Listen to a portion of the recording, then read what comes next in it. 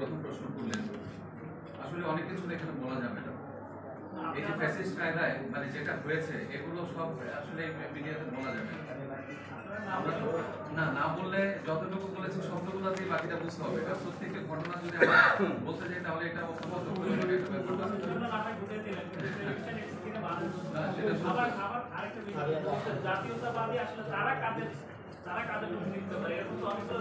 হ্যাঁ, অনেকগুলো ভাগ আছে এখানে। অনেকগুলো ভাগের ভিতরে ওই যে আপনাকে বলেছি যে ফ্যাসিস্ট শব্দটা একটা ব্যবহার করা হচ্ছে। দেখা গিয়েছে যে ওখানে এমন লোকজন আছে যারা পূর্ববর্তী শেখ হাসিনা সরকারের সাথে সম্পৃক্ত ছিল, এরকম লোকজন কিছু পুনর্বাসিত হয়েছে, সেগুলো আমরা নিশ্চিতভাবে মিস করেছি। আর তাছাড়া সবচেয়ে বড় কথা যেটা আমরা যেটা করে জোর দিতে চাচ্ছি সেটা হচ্ছে কোনো গণতান্ত্রিক প্রক্রিয়া। আমরা গণতান্ত্রিক প্রক্রিয়া বলতে বুঝিয়েছি যে সবার সম্মত ক্রমে আমরা বারবার আলোচনায় বসেছি, বসার যে সেটা মেনে নিতে হবে। এই জন্যই বলছি এই কথাগুলো আসলে সংবাদ সম্মেলনে এগুলো বলা যায় কিনা আমি জানি না, তবে এই ব্যাপারগুলো এরকম ছিল। আর সারা বাংলাদেশে অর্থোপেডিক সার্জন আছে, শুধু বঙ্গ হসপিটাল বা নিটোরেই অর্থোপেডিক সার্জন নেই। কিন্তু ব্যাপারটা এরকম দাঁড়িয়েছে যে নিটোরকে কেন্দ্র করেই একটা ব্যাপার হয়ে গেছে। কিন্তু এখানে আপনি আজকে দেখবেন চট্টগ্রাম থেকে ডাক্তার এসছেন, সিলেট থেকে এসছেন, টাঙ্গাইল থেকে এসছেন, ফরিদপুর থেকে এসছেন, বরিশাল থেকে এসছেন, বিভিন্ন ডিস্ট্রিক্টের ডাক্তার এখানে উপস্থিত আছে। আমাদের বিষয়টা ছিল এরকম, আমরা এই সম্পৃক্ততাকেই চাচ্ছি। আমরা চাচ্ছিলাম সবারই এখানে বক্তব্য থাকবে, সব জায়গা থেকে রিপ্রেজেন্টেটিভ থাকবে। সেই জন্য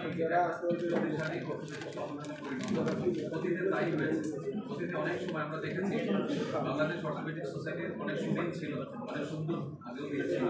এগুলোতে আমরা দেখেছি যারা বাংলাদেশ থেকে অর্থোপেডিক সার্জনদেরকে সমন্বয় করে এই কমিটিটা গঠন করা হতো।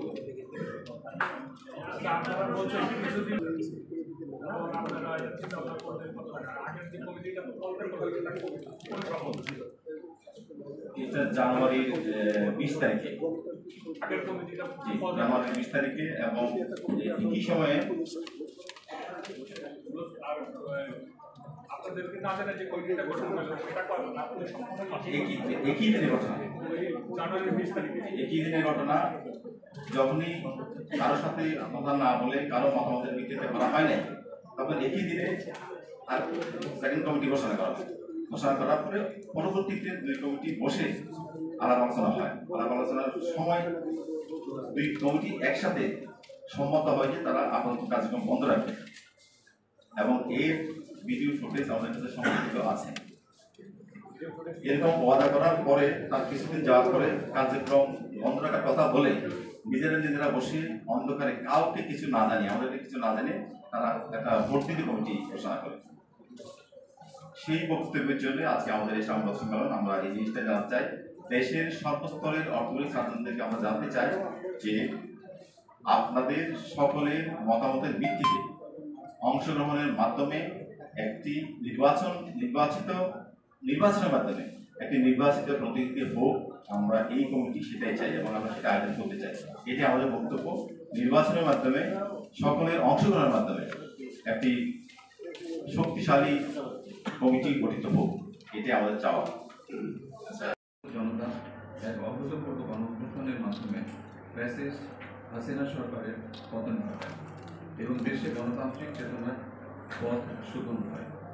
এই পরিবর্তনের ধারাবাহিকতায় আমরা আপনাদের সামনে এসেছি দেশের অন্যতম বৃহৎ পেশাজীবী চিকিৎসক সংগঠন বাংলাদেশ অর্থোপেডিক সোসাইটির পক্ষ থেকে কিছু বলবার জন্য। বাংলাদেশ অর্থোপেডিক সোসাইটি 1979 সালে গঠিত হওয়ার পর থেকে ঐতিহাসিক পথ পরিক্রমায় একটি মর্যাদাপূর্ণ পেশাজীবী সংগঠন হিসেবে পরিচিতি লাভ করে। এই সংগঠনটি অর্থোপেডিক চিকিৎসা সেবায় অগ্রণী ভূমিকা রাখার পাশাপাশি চিকিৎসকদের দেশে বিদেশে উন্নত প্রশিক্ষণ, বৈজ্ঞানিক কর্মশালা অর্থাৎ সায়েন্টিফিক সেমিনার, জাতীয় ও আন্তর্জাতিক সম্মেলনের আয়োজন সহ নানাবিধ জনকল্যাণমূলক কাজ করে থাকে। জুলাই অগাস্টে রাজনৈতিক পট পরিবর্তনের পর সোসাইটির পূর্ববর্তী কমিটির সম্মিলিত পদত্যাগ একটি প্রশাসনিক শূন্যতার সৃষ্টি করে, যার ফলে সোসাইটির কার্যক্রমে অচল হয়ে পড়ে।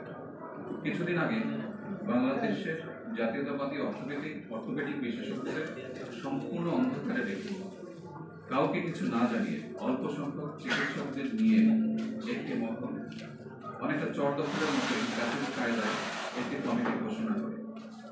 সেই কমিটি সমগ্র অর্থোপেডিক চিকিৎসক সমাজ প্রত্যাখ্যান করে এবং সাথে সাথে এই প্যাসেজ কর্মকাণ্ডের প্রতিবাদে গণতন্ত্রকামী দেশসেরা চিকিৎসকদের নিয়ে নবীন প্রবীণের সমন্বয়ে ডক্টর ওয়াকিল আহমেদ, ডক্টর সৈয়দ জাকির হোসেন বিপ্লব, ডক্টর তাজুল ইসলাম রবির নেতৃত্বে একটি কমিটি গঠন করে।